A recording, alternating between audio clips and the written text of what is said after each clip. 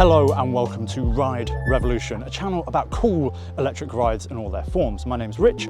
Today we are looking at something a little bit different, a little bit unusual, a little bit weird, a little bit wacky, but I do think it actually addresses an audience that's often overlooked by electric vehicles, and that is people with mobility issues or mobility difficulties. A few of my family members are getting a bit older, they're less mobile, they're walking less, they're not driving, they are driving pretty much everywhere. That's putting more car journeys on the road. It means that they aren't potentially as healthy as they used to be because they're not walking as much, but at the very worst, I think they're actually just losing the sense of independence that they've had for pretty much all their life. I don't necessarily think like a big, bulky mobility scooter is the right choice for them. I know from talking to them that there's a little bit of stigma around the bigger mobility scooters, but I also think that they take up a lot of space and it's actually quite hard to do a mixed modality option, like driving somewhere really beautiful and then taking something smaller out the back of the car like this and going and exploring once you're there. So I started looking at the world of seated electric scooters and I found this, which is actually a three-wheeled seated electric scooter, which is pretty niche, I'm not going to lie, or at least it's in a field of maybe one or two vehicles like this. So I wanted to find out more about this, the Topmate ES35. My question today is going to be, when I ride it and I try and turn, is it going to immediately flip over like Jeremy Clarkson on that episode of Top Gear where he keeps flipping the three-wheel cars? Is it going to kill me? Or is it going to be the exact mobility option that some of my older family members really need? I think we should find out by taking a look at the spec of this 15-mile-an-hour electric scooter.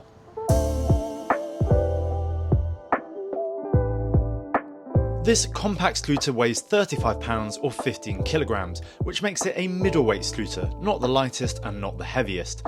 And with a 281 watt-hour battery, it can be taken on a plane if you remove the battery from the scooter and bring it onto the plane separately.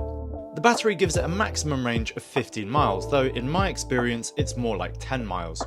With a maximum load of 220 pounds or 100 kilos, it will be suitable for most riders, but I do think taller, heavier riders will struggle with it due to its small size. It has a 250 watt motor and offers a top speed of 15 miles an hour, but only if you're in speed mode 3. Otherwise, the speed is limited to 3 miles an hour in speed mode 1 and 7 miles an hour in speed mode 2.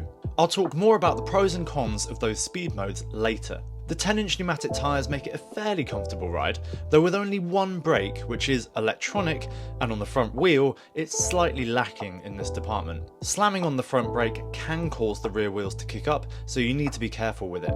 That said, the 20-inch rear axle does offer a stable ride and fairly stable handling. So before I go on to the riding section, I just want to address the elephant in the room, which is that I am in the United Kingdom right now. You can probably tell that I'm in London, I've got the Thames behind me, and scooters still aren't legal to ride on public roads in the UK. Whatever you think about that, it does mean that I have to ride on private land today. If you're watching this and you're upset about the fact that I'm riding and promoting a scooter in a country where they aren't legal to ride on public roads, then I suggest A, getting a life, B, going and watching a different video, you numpty. People watch our videos from all around the world, and this scooter is available in Asia, it's available in Europe, it's available in the USA, it is available in the UK if you want to get one, and word on the street is legality is coming very soon, so that's a hopeful fingers crossed.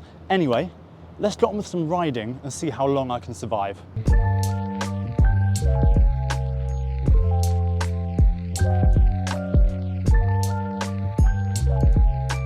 I'm currently riding in the slowest speed mode out of 3, which limits the speed of this vehicle to around 3 miles an hour.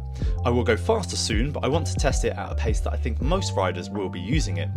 The first thing I notice is that despite the lack of suspension, the large tyres do a decent job of cushioning the bumps in the road. Generally, this is a comfortable scooter to ride with a very comfortable seat, though I would say one thing. I visited China and Southeast Asia recently, and it's a fact that we Westerners tend to be taller and perhaps a bit bulkier too. This was incredibly apparent to me when I couldn't fit into my seat on a domestic flight in the Philippines because my knees were getting crushed by the seat in front of me. With this vehicle being designed and built in China, I think it's worth noting that the ES35 isn't brilliantly comfortable for the taller folks out there.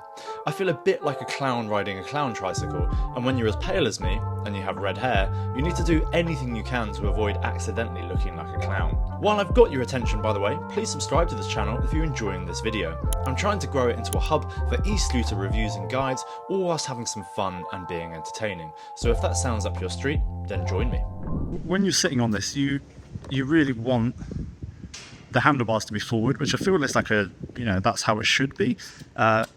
Because if it's up like this, which is maybe how it should be, but all of the controls are in the right place, but it is like touching your chest because there's like no room there whatsoever. So you have to have it like this, but then the brake is like on the bottom and you can't see the speedo. So yeah, that's the thing, but it is way easier to ride like this. So I think it's right, and I think I probably just need to get some screws out and screwdriver out and adjust these things. But yeah, just wanted to mention that. The second thing I noticed about this scooter is that there's a knack to steering it, and I don't have it yet. Usually on a scooter, you're doing a lot of the steering with your body, just like on a bicycle. It's all about leaning to the side that you want to steer, and generally, the vehicle will take you in that direction.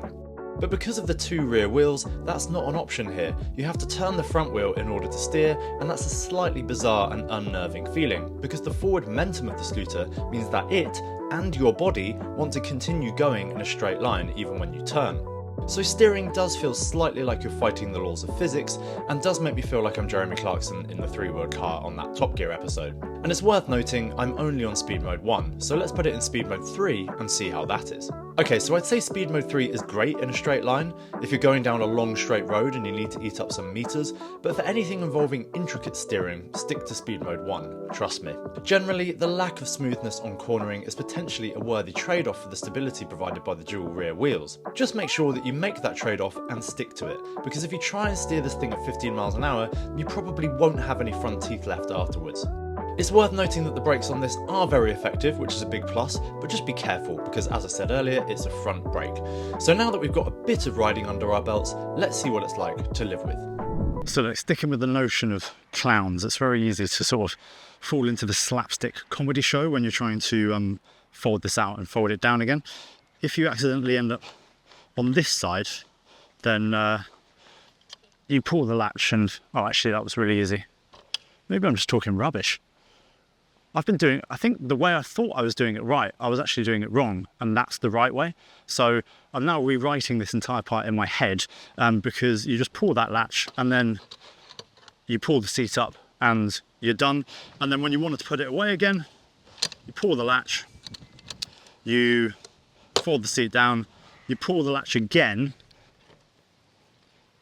Okay, that was slightly more clownish, but there we go, it's back together. And then you also have this kind of fun feature where you can wheel it around, kind of like a pallet truck or something. And that's definitely, this on two wheels is definitely the best way of doing it. You could take it into the supermarket like this. On three wheels, you get to this point where the steering wheel's in front of you there, so it's kind of hard to push it around. There's not enough purchase. And if you're on the back, actually that does kind of work, but you have to bear in mind that the steering is reversed. Like if you have to turn left if you want to turn right, and then it's very easy to just go around in circles like this, and it's got a lot of oversteer. So just bear that in mind. So yeah, this section was originally about how difficult it was to fold out the scooter and fold it back up again, but it turns out I was getting it wrong, and it's actually incredibly easy.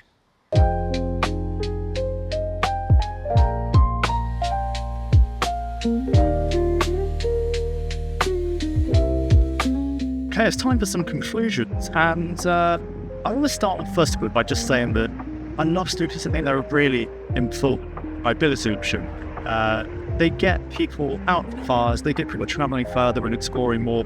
They give people a sense of independence, especially if you can't afford to keep a car running or you can't drive for whatever reason. I think scooters are really great. And if you have limited mobility, then something like this could also be really helpful. Sure, by and large, they're not that expensive, and this is, I think, about £600 to £700 to $600 to $700, so it's not crazy price point. And I do think it is a really interesting option for people who want something that they could put in the back of a car, or they want something they could store away into a small space, and it just gives them that extra option. Personally, I think pretty much everyone should have a scooter at home. It's almost like a bicycle that takes up way less room, and in a city like London where I'm living, where space in your flat is at a bit of a premium, something like this is really cool. Obviously we don't have that legality yet in the UK, I should say that, so I don't get any stick, but hopefully that's coming soon. So when it comes to the Topmate ES35, I think it's well built, it's well thought out, it's a lot of fun. It takes a lot of getting used to riding a 3-wheel scooter where the power's at the front and there's 2 wheels at the back. But once you get used to it, it is good. I would stick to it mainly in the lower speed modes and just use it as something for nipping down to the shops, or if I needed to go a longer distance that was straight, reliable cycle tracks and pavements, then I would use something like this. So if you want to find out more, there is a discount link in the description of this video. You can find out more about the scooter and buy one pretty much anywhere in the world if you want to. So finally, all that's left for me to say is please subscribe to the channel if you found this interesting and if you want more videos about this type of electric vehicle. But most importantly, have a nice day. I'll speak to you soon. Bye.